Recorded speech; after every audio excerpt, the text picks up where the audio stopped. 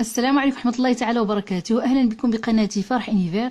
في هذا الفيديو سوف نتكلم عن وضعية المهاجرين غير الشرعيين ولكن في دولة إيطاليا، التي العديد يتحدثوا عن يعني إرادة حكومية لتسوية وضعية هؤلاء المهاجرين غير الشرعيين. وفي هذا الفيديو سوف أتكلم عن الأسباب التي قد تدفع بالحكومة الإيطالية إلى تسوية وضعية هؤلاء المهاجرين غير الشرعيين، خصوصا في الوضعية الحالية التي سببها هذا المرض بإيطاليا بمعظم الدول الأوروبية، التي بسببها أغلقت الحدود وأصبحت فيه اليد العاملة الفلاحية يعني قليلة. وفي هذا الفيديو سوف أتكلم عن هذه الأسباب التي سوف تؤدي كما يقول العديد من المختصين إلى إمكانية تسوية وضعية هؤلاء المهاجرين غير الشرعيين.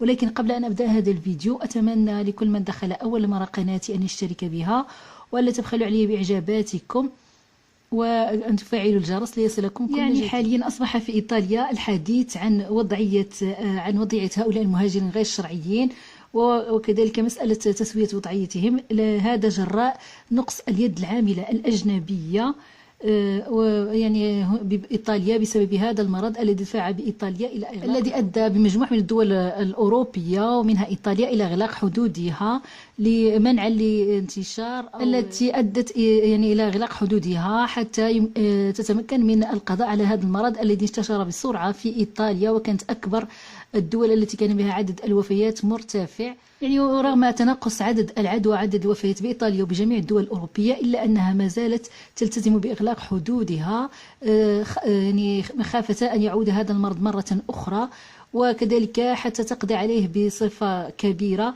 هذا ما جعل أن اليد العاملة الأجنبية أصبحت نادرة في هذه الدول الأوروبية، ومن بينها إيطاليا، خصوصا وأن إيطاليا تعتمد على هذه اليد العاملة للعمل في المجال الفلاحي ويعني والزراعي. سابقا كانت إيطاليا تعتمد على اليد العاملة الأجنبية ما بين 250 حتى 300 ألف يعني عامل موسمي، كانوا يأتون خصوصا من دول الأوروبية، يعني دول أوروبا الشرقية، لقطف وجني الفواكه والخضر. ولكن بسبب إغلاق الحدود أصبحت هذه اليد العاملة الأجنبية نادرة بإيطاليا. وبما أن إيطاليا بلد فلاحي يعتمد على زرع الخضروات والفواكه، إذا لم يجد في الوقت المناسب اليد العاملة التي سوف تعمل في هذا المجال الفلاحي، فمجموعة من المحاصيل سوف تتلف ولن تبقى صالحة يعني للأكل وغيرها. لذلك أصبح هاجس الحكومة الإيطالية إيجاد بديل هذه اليد العاملة الأجنبية في أسرع وقت، لتجنب الخسارة الكبيرة التي سوف يتكبدها المجال الفلاحي بإيطاليا. وأمام هذه الوضعية، فقد دعت وزيرة الفلاحة الإيطالية تيريزا فيلانوفا أمام البرلمان أن يعمل يعني إطار يعني قانوني للمهاجرين غير الشرعيين بإيطاليا، وإعطائهم يعني إقامة شرعية قابلة حتى يجدوا اليد العاملة الكافية في المجال الفلاحي، وتجنب الخسارة الكبيرة التي قد يتكبدها المجال الفلاحي بإيطاليا. ووزيرة الفلاحة مع وزير الداخلية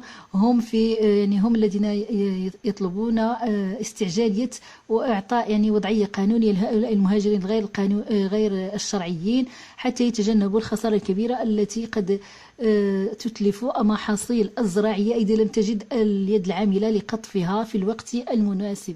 كما دعا البابا فرانسوا إلى تسوية أيضا وضعية هؤلاء المهاجرين الذين يعيشون وضعية مزرية بإيطاليا، والذين يستغلون من طرف مشغليهم في ساعات طويلة للعمل ومقابل مرتب زاهد، لأن ليس لهم وضعية قانونية تعطيهم يعني جميع الحقوق لحمايتهم من الاستغلال من طرف مشغليهم. يعني كما يؤكد العديد في إيطاليا أن تسوية وضعية هؤلاء المهاجرين غير الشرعيين بإيطاليا لن تكون نتائجها فقط حماية هؤلاء العاملين وإعطائهم حقوق يعني كما الآخرين، ولكن أيضا سوف تساهم في تنمية الاقتصاد الإيطالي، حيث أن بتسوية وضعية هؤلاء المهاجرين غير الشرعيين سوف يعطون يعني دخل لخزينة الدولة من خلال الضرائب الذي قد يصل إلى 1.2 مليار أورو. هذا ما أكده المختصون. كل هذا سوف نراه في هذا الفيديو الناطق باللغة الفرنسية الذي يشرح كل هذا، ويشرح أيضا وضعية هؤلاء المهاجرين بإيطاليا خلال الحجر، وأنهم كانوا يعيشون يعني في ظروف مزرية لولا مساعدة المتطوعين لهم بإعطائهم يعني بعض الطعام وغيره. كل هذا سوف نراه في هذا الفيديو. Ils font partie des populations invisibles et pourtant, l'Italie compte plus de 600 000 sans-papiers. Aujourd'hui, la question de leur régularisation se pose car le manque de main-d'œuvre étrangère inquiète jusque dans les rangs du gouvernement italien. D'habitude, 250 à 300 000 travailleurs saisonniers, souvent en provenance d'Europe de l'Est, rejoignent la péninsule pour récolter fruits et légumes dans des conditions particulièrement précaires.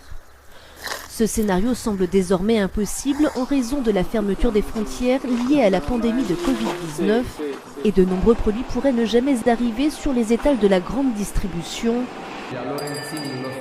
Face au Parlement, la ministre italienne de l'Agriculture, Teresa Bellanova, plaide en faveur d'un cadre légal pour les sans-papiers.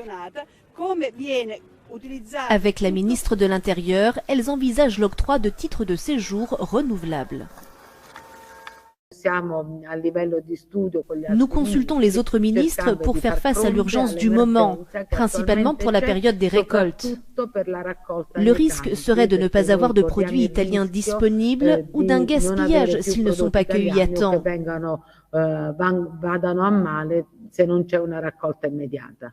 La proposition vise aussi les employés à domicile et le personnel soignant. Elle ferait partie d'une batterie de mesures qui devraient être approuvées dans les prochains jours pour soutenir l'économie italienne. Le pape François appelle lui aussi à la régularisation des migrants trop souvent exploités et au respect de la dignité de chacun. Comme dans chaque pays, la crise sanitaire cristallise les inégalités et ajoute à la précarité déjà vécue au quotidien par les demandeurs d'asile. La ville de Castelvolturno, près de Naples, en compte près de 20 000. Confinés et dépourvus de titre légal, ils peinent aujourd'hui à survivre. Parqués dans des appartements insalubres, il leur est difficile de trouver de quoi se nourrir.